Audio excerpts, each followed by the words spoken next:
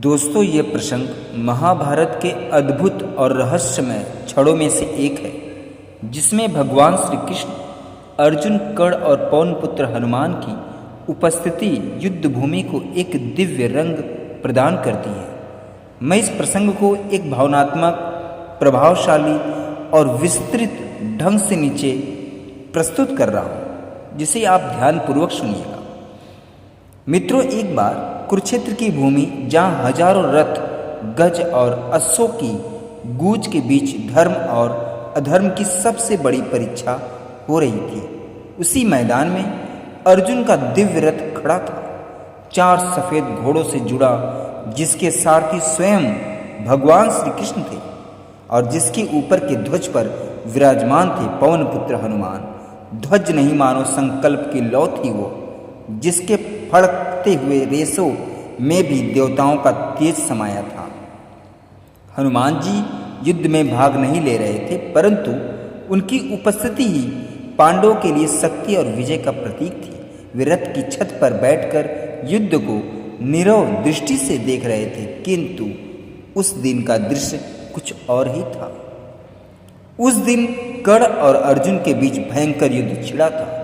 कर्ण के बाण मानो इंद्र के वज्र के समान अर्जुन पर टूट रहे थे, परंतु अर्जुन के समक्ष श्री कृष्ण रथ चला रहे थे, जो हर बाण का सामना अपनी वाणी, अपनी दृष्टि, अपनी भक्ति से कर रहे थे। कर्ण के बाणों की बौछार इतनी तीव्र थी दोस्तों, कि भगवान श्री कृष्ण का कवच कटकर गिर पड़ा।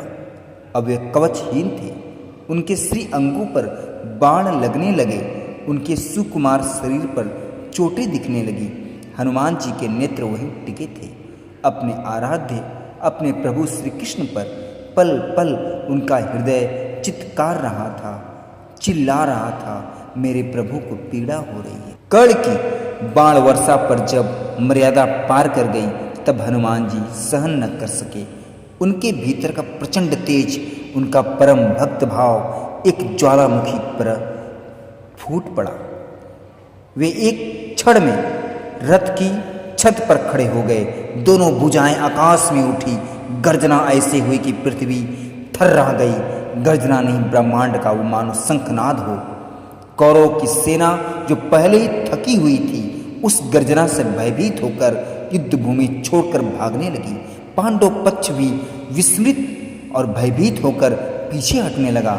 हनुमान जी की पूंछ आकाश की ओर तन गई, उनके नेत्र अग्निमय हो गए और वे कर्ण को ऐसे घूर रहे थे मानो दृष्टि मात्र से भस्म कर देंगे। कर्ण की सांसें अटक गई, उसके हाथ से धनुष छूट गया, उसके रथ का सारथी कांपने लगा। दोस्तों, यह दृश्य देख श्री कृष्ण तुरंत उठ खड़े हुए। उन्होंने अपने रक्त रंजित हाथ से हनुमान जी का स्पर्श किया और गंभीर स्वर में कहा, रुको पवन पुत्र, यह समय तुम्हारे क्रोध का नहीं है, यह समय मेरी योजना का है। हनुमान जी रुके, परंतु उनका क्रोध अभी भी शांत नहीं हुआ था। उनकी पूंछ हवा में लहरा रही थी, दोनों मुट्ठियां बंधी हुई थी। वे दांत पीस रहे थे और कर्ण को अपने उग्र नेत्रों से घूर रहे थे। श्री कृष्ण ने फिर कड़ा स्वर अपनाया, हनुमान, मेरी ओर देखो। अगर तुम कर्ण को एक पल और घूरते रहे तो वह केवल तुम्हारी दृष्टि से ही मृत्यु को प्राप्त हो जाएगा। यह त्रेता युग नहीं है, ये द्वापर है। यहाँ तुम्हारे पराक्रम को कोई नहीं सह पाएगा। तुम मेरे आदेश से इस रथ की ध्वजा पर विराजे हो। शांत रहकर अपने आराध्य का आदेश पाकर हनुमान जी ने नीचे देखा। उनकी दृष्टि श्री कृष्ण के मर्मस्थ नेत्रों से मिली। उनकी भुजाएं ढीली हुई, उनका क्रोध धीरे धीरे क्षीण हुआ। उन्होंने दोनों हाथ जोड़े और पुनः रथ की छत पर बैठ गए, स्थिर, शांत और समर्पित हो गए। यह दृश्य केवल एक ऐतिहासिक घटना नहीं थी, यह प्रमाण था कि जब भक्त और भगवान एक दूसरे के लिए भाव विभोर होते हैं, तब सृष्टि के नियम भी रुक जाते हैं। जय श्री कृष्ण दोस्तों, जय श्री राम दोस्तों, जय हनुमान। दोस्तों, मैं आशा करता हूँ ये वीडियो आप सभी लोगों को अच्छी लगी होगी।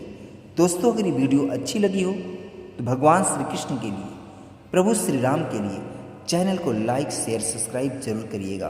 पूरा वीडियो देखने और सुनने के लिए हमारी ओर से धन्यवाद।